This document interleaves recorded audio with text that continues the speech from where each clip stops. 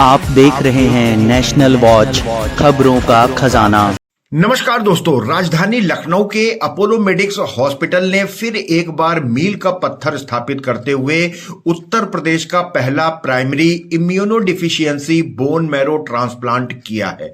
दोस्तों, इस दुर्लभ बीमारी के दुनिया भर में केवल 200 विषम मामले ही रिपोर्ट किए गए, जिसमें से केवल 10 या 11 रोगियों को ही बोन मैरो ट्रांसप्लांट उपलब्ध हो पाया।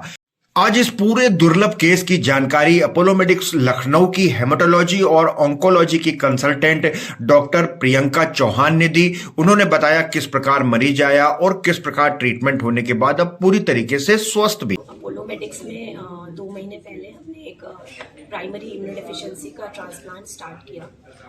ये यूपी में पहला प्राइमरी इम्यूनोडेफिशिएंसी डिसऑर्डर का ट्रांसप्लांट है। 14 साल का ये बच्चा था जिसको एपीडीएस सिंड्रोम, जो एक तरह का प्राइमरी इम्यूनोडेफिशिएंसी डिसऑर्डर है, जेनेटिक डिसऑर्डर है, इससे ग्रसित था। 7 साल की उम्र पे इसकी डायग्नोसिस हुई थी और इसको मल्टीपल इन्फेक्शंस, बार बार हॉस्पिटल में एडमिशंस 6 महीने की उम्र से चल रहा था। तो लास्ट ईयर ये हमारे पास आया था, हमने इसका पूरा वर्कअप किया। इसका भाई जो था वो फुल HLA मैच था 10/10, उससे हमने इसका एलोजेनिक स्टेम सेल ट्रांसप्लांट संपूर्ण किया और अब 2.5 महीने हो गए हैं। बच्चा एकदम हेल्दी है। डोनर के सेल्स 98% यानी कि फुल डोनर के सेल्स काम कर रहे हैं उसकी बॉडी में और अब ये धीरे धीरे नॉर्मल लाइफ की तरफ, इम्प्रूवमेंट की तरफ जा रहा है बच्चा। फॉलोअप में अभी ये रहेगा 1 साल तक। महीने महीने हम लोग कुछ टेस्ट करते रहते हैं, कुछ दवाइयाँ चलती हैं। उसके बाद 1 साल बाद अगर सब ठीक रहता है तो दवाइयाँ बंद होके ये अपना नॉर्मल जीवन व्यतीत कर सकता है। इसमें कितना खर्चा आया होगा टोटल? इसमें खर्चा आया लगभग 16 लाख का खर्चा आया टोटल। जी मैम, जैसा आपने बताया कि यूपी का ये पहला है, कितना रेयर है और कितने प्रतिशत में ये मामले पाए जाते हैं? देखिए, जो इंसिडेंस है, जो हम कहें साइंटिफिक जो लिटरेचर है उसके हिसाब से हर 2000 में एक बच्चा इससे ग्रसित हो सकता है। लेकिन क्योंकि इंडिया में अभी तक बहुत ज्यादा अवेयरनेस नहीं थी, इसके टेस्ट सब जगह उपलब्ध नहीं थे, तो डायग्नोसिस रेयरली हो पाती थी। अब धीरे धीरे जैसे कि हमारी साइंस प्रोग्रेस कर रही है तो ये बच्चे डायग्नोज भी हो पाते हैं और इनका ट्रीटमेंट भी हो पाता है।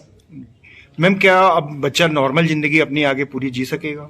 हाँ, अगर ये बच्चा बिल्कुल ठीक रहता है, साल भर तक फॉलोअप में रहेगा, कोई इसको और ट्रांसप्लांट के कॉम्प्लिकेशंस जैसे क्रॉनिक GVHD जो 3 महीने के बाद शुरू होता है वो सब नहीं होता है, सब ठीक रहता है, तो ये बच्चा संभवतः अपनी नॉर्मल जिंदगी व्यतीत कर सकता है। मैम, जैसे पहला तो देखिए, डायग्नोसिस ही ये बहुत रेयर है, तो सस्पेक्ट करना सबसे पहले जरूरी है।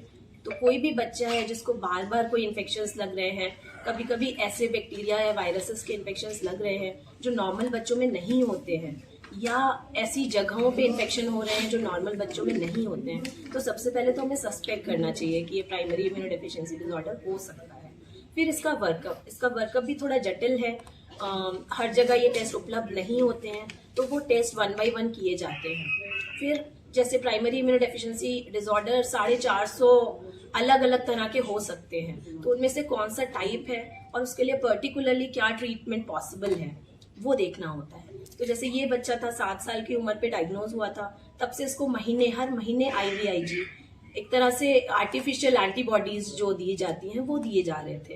तो 7 साल से 14 साल तक की उम्र तक इसने लिए हैं। उसके बाद भी इसको बीच बीच में इन्फेक्शंस होते थे, हॉस्पिटल एडमिशंस रिक्वायर्ड होते थे, लेकिन अब ट्रांसप्लांट के बाद ये बीमारी जड़ से मिटाई जा सकती है।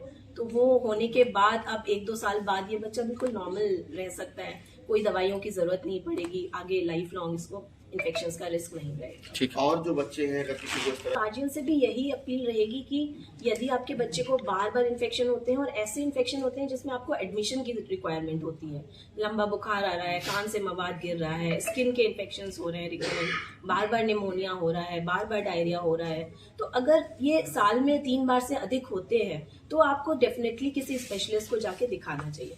तो पहला स्टेप तो पीडियाट्रिशियन के पास ही जाएंगे। उसके बाद अगर पीडियाट्रिशियन को सस्पिशन होता है तो वो आगे रेफर करते हैं ऐसे केसेस को और उनकी जांच में।